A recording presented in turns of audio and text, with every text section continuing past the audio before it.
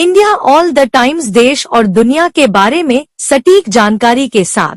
Federation of resident welfare association Rohini sector 21 Delhi के president भगवान सहाय चौहान के अनुसार बताया गया कि रोहिणी सेक्टर 22 से 21 और 22 में कई छोटे मोटे अवैध होटल बनाए गए हैं। हमारे एरिया में पता नहीं कितनी लोग आते हैं जो माहौल को गंदा कर रहे हैं। यहाँ के लोग सुरक्षित नहीं महसूस करते हैं। यहाँ के नॉर्थ वेस्ट दिल्ली के SHO और SCP और DCP भी इन होटल पर कोई कानूनी कार्यवाही नहीं करते। इससे पता चलता है कि पुलिस होटल वालों को अच्छा पैसा देती है, इसलिए कोई कानूनी कार्यवाही नहीं करती है। यहाँ तक पता चला है कि सुल्तानपुरी थाने में भी शो अमन विहार रविंदर पर कई कंप्लेंट दर्ज है। यह देखते ही वो यहीं से बदली करते हैं। हो सकता है शो अमन विहार रविंदर दिल्ली पुलिस में कई कंप्लेंट दर्ज होगी, फिर भी रविंदर पुलिस विभाग में है। अगर दिल्ली पुलिस कमिश्नर इस शो रविंदर पर विभागीय कानूनी कार्यवाही करे तो कई वारदात का खुलासा होगा। हमारे संवाददाता ने federation of resident welfare association Rohini के प्रेसिडेंट भगवान सहाय ने एक्सक्लूसिव इंटरव्यू। प्रॉब्लम है जो बताओ। मेरा नाम भगवान सहाय चौहान है। मैं फेडरेशन सेक्टर 20 रोहिणी का प्रेसिडेंट हूँ और क्राइम पेज अखबार का प्रधान संपादक हूँ। और जो है वर्तमान में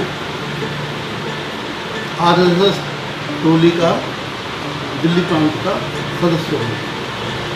वाक़या इस प्रकार है कि 29 नवंबर की बात है कि हमारे एरिया में अवैध होटल ज़्यादा खुल रहे थे। इसकी शिकायत लेके मैं SHO अमन विहार श्री रविंदर जोशी जी के पास गए थे, तो उन्होंने हमारी कोई सुनवाई नहीं करी और हम जो है 3/3/2025 तक 11 पत्र लिख चुके, लेकिन साहब ने कोई कार्रवाई नहीं की। इसके बावजूद 21 मई 2025 को मैं 112 नंबर रूम में राजवीर SI के पास जाता हूँ। वो किसी काम से गया था उनके पास अपने रिश्तेदारों के साथ, तो वहाँ पर 2 आदमी पहले से मौजूद थे और उनको लगा के 4 आदमी हो गए, यानी SHO रविंदर जोशी, ASI राजवीर और हवलदार कुलदीप, हवलदार रामदयाल। तो मेरे रिश्तेदारों को तो बाहर निकाल दिया उन्होंने और कुंडी बंद कर ली। SHO साहब ने, रविंदर जोशी अमन विहार के SHO साहब ने मेरे से पूछा, भाई आपने LLB कब की? मैं तो जनाब इसका मतलब तो बताओ, क्या कहना चाह रहे हो आप? कहने ये बताओ आप पत्रकार कब बने? मैं जनाब कहना क्या चाहते हो? कह रहे आप प्रधान कब से हो? मैं जनाब बात तो बताओ क्या बात हो गई? कह रहे आप होटल की बहुत कंप्लेंट कर रहे हो और कंप्लेंट करनी बंद कर दो, नहीं तो इसका परिणाम आपको भुगतना पड़ेगा। और मैं तो यहाँ चला जाऊँगा, लेकिन अब जो SHO आएगा उसको सारी चीज़ बता के जाऊँगा कि आप जो है किस तरह के इंसान हो। मैंने जनाब से बोला, जनाब मैंने कोई होटल ही कंप्लेंट कर रहा हूँ, मैं यहाँ का फेडरेशन का प्रेसिडेंट हूँ। भाई लोग परेशान हैं, पूरी हमारी फेडरेशन के लोग हैं, पब्लिक जो परेशान है, सभी परेशान है। भाई आप हमारी समस्या का समाधान ढूंढो। क्या नहीं समाधान तो तेरा इकट्ठा ढूंढ दूंगा। ना तो डरता मैं किसी मीडिया चैनल से, ना डरता मैं किसी वकीलों से, ना मैं डरता किसी फालतू अड़ंगों से। मैं तेरा ऐसा कर जाऊंगा कि तो ज़िंदगी में मतलब तेरे को इसका परिणाम भुगतने पड़ेंगे। और उस दिन से मैं इतना डर गया हूँ कि 21 मई से घर आकर मैंने खाना तक नहीं खाया, 21 मई 2025 से, और मैं डिप्रेशन में चला गया। 27 मई को तो मेरी हालत इतनी ख़राब हो गई कि मुझे अम्बेडकर हॉस्पिटल रोहिणी में एडमिट होना पड़ा। तो SHO ने धमकी की ना? SHO साहब ने मुझे धमकी दी कि अगर तुमने होटल की कंप्लेंट कर दी तो इसका परिणाम भुगतने के लिए तैयार रहो। और तुम जानते नहीं मैं कहाँ से आया हूँ, मैं कौन हूँ, मेरे बारे में पता नहीं तुम्हें मैं क्या हूँ, समझे? SHO ये बोला कि पत्रकार ने कुछ ना मैं हाँ बोला जनाब कि मैं ना पत्रकार से डरता, ना वकीलों से डरता, ना मैं किसी से डरता। अच्छा। और जो तुम पे कराजा कर लो और ये होटल बंद नहीं होंगे, समझ गए? और ऐसा है, अपने भविष्य के बारे में सोच लेना। मैं तो यहाँ से चला जाऊँगा, लेकिन तुमने यही रहना है।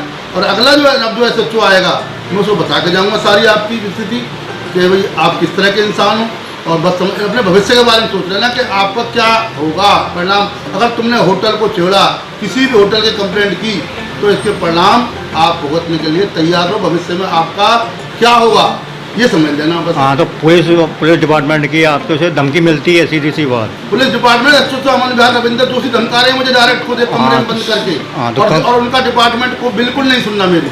हाँ, तो आपके सीधी सी बात है, पुलिस आपसे धमकी दे रही है ना आपको। हाँ जी साहब। हाँ, तो इसी से प्रॉब्लम से साहब की कई कंप्लेंट आपके बात करें तो उस पर सिर्फ धमकी देते हैं। धमकी देते सर, हर एक को धमका देते हैं। एसओ साहब स्पेशल स्टाफ से आए हैं और उनको वही याद पड़ी हुई है कि भाई किसी को भी धमका दो, मतलब एक शिकायतकर्ता को धमका रहे हैं जो शिकायत कर रहा है कि भाई यहाँ एरिया में गलत काम हो रहे हैं, इनको रुकवाओ, इनको शिकायतकर्ता को ही धमका रहे हैं। शिकायतकर्ता को बुलाया जाता है कि भाई आपकी कंप्लेंट क्या है, भाई हम कैसे समाधान ढूंढेंगे, समाधान करेंगे, बल्कि वो शिकायतकर्ता को धमका रहे हैं और क्रिमिनलों का साथ दे रहे हैं। जो एसीपी या डीसीपी को कंप्लेंट कर रखी है आप? सब एसीपी अमन विहार से लेके मैंने ये पहली जो कंप्लेंट थी 11 कंप्लेंट वो एसएचओ अमन विहार से लेके मैंने एलजी साहब तक दी, कोई कार्रवाई नहीं हुई, सब खत्ते में पड़ गई। उसके बाद अब मैंने अपनी शिकायत जो मुझे एसओ साहब ने धमकाया है, जो मुझे गंभीर परिणाम भुगतने की धमकी दी है, मैंने इसकी एसओ साहब की शिकायत श्रीमान डीसीपी रोहिणी से लेकर और मैंने गृह मंत्री श्री अमित शाह जी से शिकायत की है कि मेरी सुरक्षा की जाए। ये मुझे कभी भी मरवा सकते हैं, मेरे बच्चों को किसी भी केस में फंसा सकते हैं, क्योंकि इनका संबंध क्रिमिनल लोगों से है, जो क्रिमिनल टाइप के लड़के जो होटल चला रहे हैं, जो आदमी होटल चला रहे हैं, उनसे संबंध है। उनसे तो कुछ कहना नहीं और शिकायतकर्ता को धमका रहे हैं। हाँ, तो सीधी सी बात है, आपको धमकी दे रहे हैं उसको उस करने के लिए। और पुलिस डिपार्टमेंट अपने डिपार्टमेंट एसओ साहब को बचा रहा है, कोई कार्रवाई नहीं कर रहा उनके खिलाफ। मेरे को उल्टी अब भी प्रेशर दिया जा रहा है मेरे पे कि कंप्लेंट वापस ले ले, कंप्लेंट वापस ले ले, नहीं तो फिर देख ले क्या होगा। अभी भी मुझे धमकाया जा रहा है, अभी भी मुझे धमकी मिल रही है कि भाई या तो कंप्लेंट वापस ले ले, नहीं देख ले फिर तेरा क्या होगा। मुझे इधर उधर से अभी भी मतलब धमकियाँ आ रही हैं कि भाई पुलिस प्रशासन से पंगा लेना ठीक नहीं है, कि भाई तू पुलिस प्रशासन से पंगा, मैं पुलिस प्रशासन से पंगा ले रहा हूँ, मैं तो अपनी जान की सुरक्षा की गुहार लगा रहा हूँ कि मुझे एसओ साहब स्पेशल स्टाफ से आए कि मुझे ना मरवा दें, कि क्रिमिनलों से मिले, बदमाशों से मिले, क्रिमिनलों से मिले। हाँ, सीधी सी बात है, एसओ से आपकी सीधी सी धमकी है और मतलब मारने की कोशिश कर रहा है। एसओ साहब कह रहे हैं कि भाई अगर तूने होटल की कंप्लेंट कर दी, किसी भी होटल की, तो इसके गंभीर परिणाम तुझे भुगतने पड़ेंगे। वो एसओ इतना हो गया जो डीसीपी की भी नहीं सुन रहा। डीसीपी साहब को लास्ट लेटर में 3 मार्च 2025 को दिया है। डीसीपी साहब को 4-5 लेटर डीसीपी साहब को दे चुका है, सीपी साहब को दे चुका है, एलजी साहब को दे चुका, लेकिन कोई कार्रवाई नहीं होती। तो आपके तो डीसीपी में आउटर डिस्ट्रिक्ट के है ना? District Rohini district. हाँ, श्री अमित गोयल जी हैं। हाँ, तो वो भी मतलब आपकी कंप्लेंट पर गौर नहीं कर रहे हैं? सर कंप्लेंट पे गौर कर रहे हैं, बिजनेस इंक्वायरी चल रही है, बिजनेस इंक्वायरी वाले में वही है, डिपार्टमेंट अपने डिपार्टमेंट को बचा रहा है। मेरे से प्रेशर दिलवाया जा रहा है कि कंप्लेंट वापस ले लो, कंप्लेंट वापस ले लो, कंप्लेंट वापस ले लो। मतलब मेरे को उल्टा धमकाया जा रहा है, मुझे को डराया जा रहा है कि कंप्लेंट वापस नहीं ली तो भाई देख लेना, तैयार है ना, फिर क्या होगा तुम्हारे साथ। आप पुलिस से पंगा ले रहे हो। कोई नहीं, आपके देखते हैं, वही आगे होम मिनिस्टर तक पहुंचा देंगे, आप आगे देखते हैं क्या हो। मैंने गृह मंत्री श्री अमित शाह तक भी अपनी शिकायत दर्ज पहुंचा दी है, जो सबकी शिकायत लौट के यही कंसर्न बिजनेस एसीपी साहब के पास आ गई है और एसीपी जो अमन विहार उनके पास भी आ गई हैं। उन्होंने मुझे दोनों एसीपी ने मेरी बात सुनी है, अब देखते हैं क्या होता है। लेकिन इधर उधर से साहब की तरफ से आ रही है, मुझे अभी भी धमकी आ रही है कि भाई हम आपको या तो कंप्लेंट वापस ले लो, नहीं तो इसका परिणाम भुगतने के लिए तैयार है ना, क्या होगा। चलिए देखते हैं क्या होगा।